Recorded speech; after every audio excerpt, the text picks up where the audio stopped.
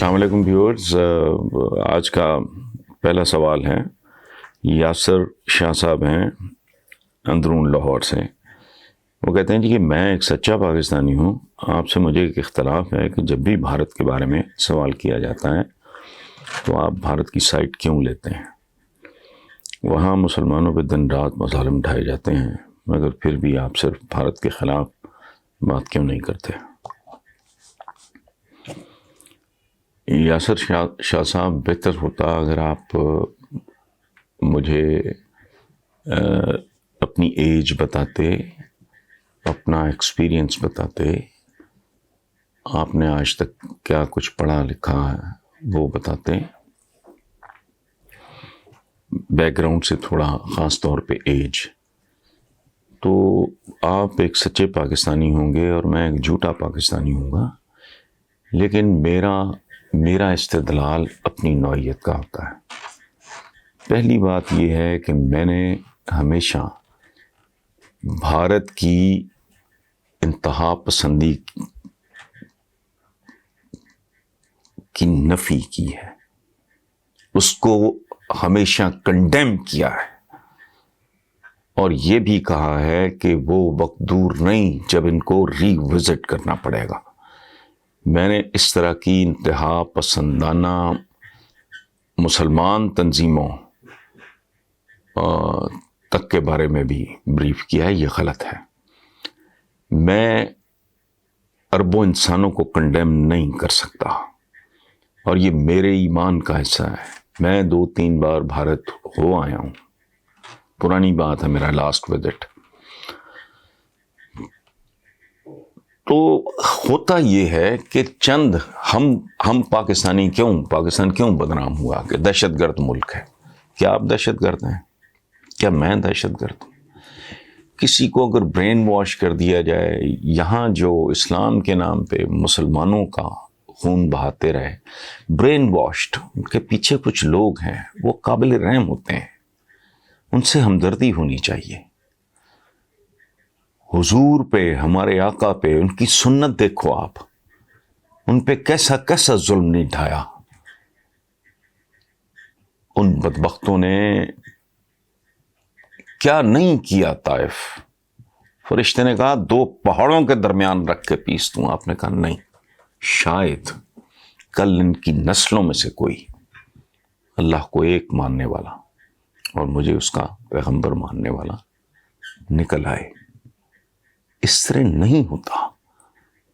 گندگی کے جواب میں گندگی نہیں، غلاظت کے جواب میں غلاظت نہیں، انتہا پسندی کے جواب میں انتہا پسندی نہیں، غیر انسانی رویوں کے بارے میں غیر انسانی رویے نہیں.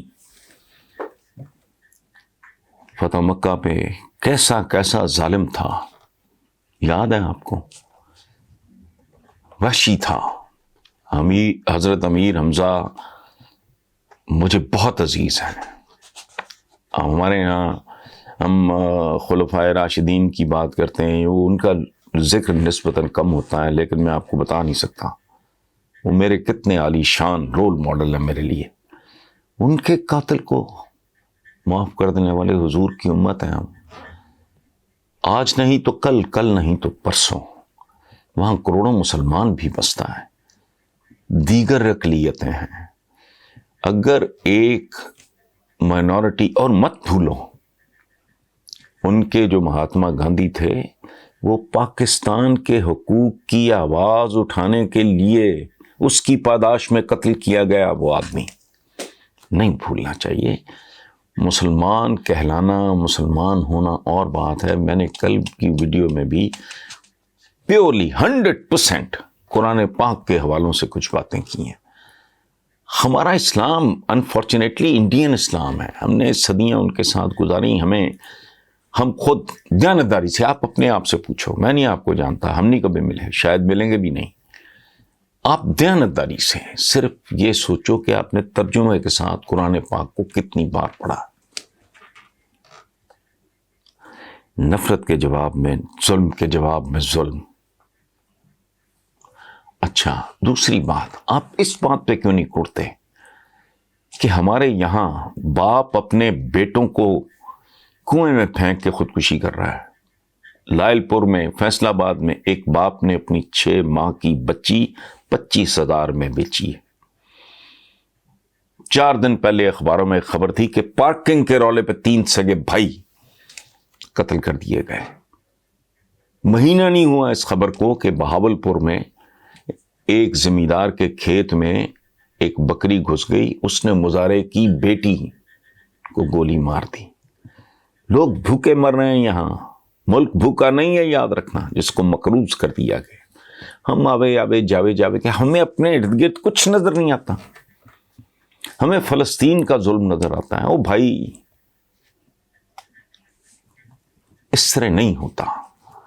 بات آپ کی سمجھ میں آ جائے تو میں سمجھوں گا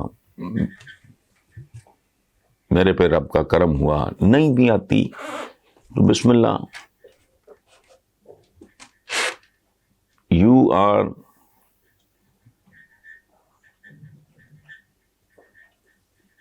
it's right to be wrong also, صحیح ہونا بھی غلط ہے۔ آپ خلوص دل سے آپ یہ بات کر رہے ہو، میں اس کی عزت کرتا ہوں، لیکن یہ کہنا باقاعدہ تہمت ہے بھائی میرے۔ میں نے ہمیشہ شدت سے کنڈیم کیا، میرے اوپر میرے خلاف واجب القتل ہونے کا ایک مسلمان کی طرف سے، جو بعد میں خود مارا گیا، اس کا فتویٰ لگا ہوا ہے۔ اوپر میری تصویر ہے، نیچے حامد میر کی ہے۔ سو اس طرح نہیں ہوتا۔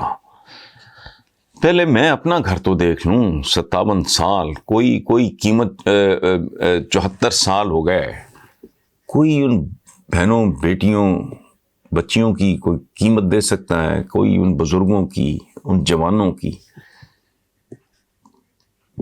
ان معصوم بچوں کی جو ابھی رحم مادر میں تھے، پیٹ چاک کر کے نکالے اور کرپانوں میں کرپانوں پہ اور نیزوں پہ اچھال دیے گئے۔ تو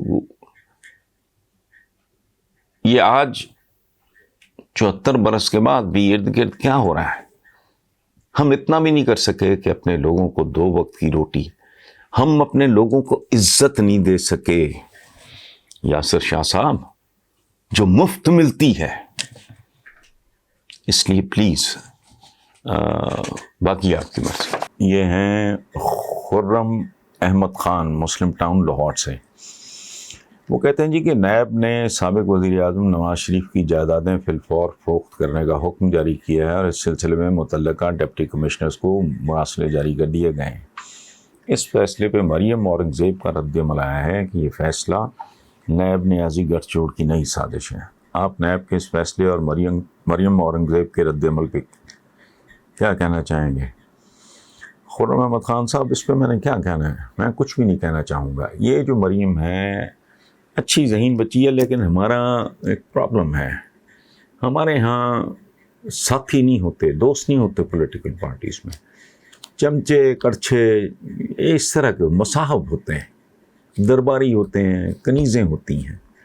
سو یہ گھسا پٹا ایک نیب نیازی گٹھ جوڑ، نیب نیازی گٹھ جوڑ کیا ہونا ہے؟ اٹ از ریٹن آن دا وال۔ بھاگے ہوئے ہو آپ، مفرور ہو آپ، فیس کرنے کی نہ ہمت ہے نہ اخلاقی جرت ہے، تو اس لیے اس پہ کیا کامنٹ کرنا آپ؟ اگر یہ بھی نہیں ہوتا تو پھر اور کیا ہوگا؟ کوئی بھی اور آدمی، یہ کوئی اوتار ہیں، کوئی آسمان سے اترے ہیں، ایک مغلوں کی یا سلاطین دہلی کی اولادوں میں سے ہیں کوئی؟ یہ ویسٹ، ہم باتیں تو بہت کرتے ہیں، ویسٹ میں تو اس طرح کا کوئی رواج نہیں ہے، میرٹ پہ فیصلے ہوتے ہیں۔ اگر آپ نے کیا ہے، وہ کیا کہتے ہیں، جنہ کھادیاں گاجراں ٹیڈوں نہ دے پی، تو یہ اس طرح کا معاملہ، اس پہ آپ بھی انرجی ضائع نہ کیا کریں۔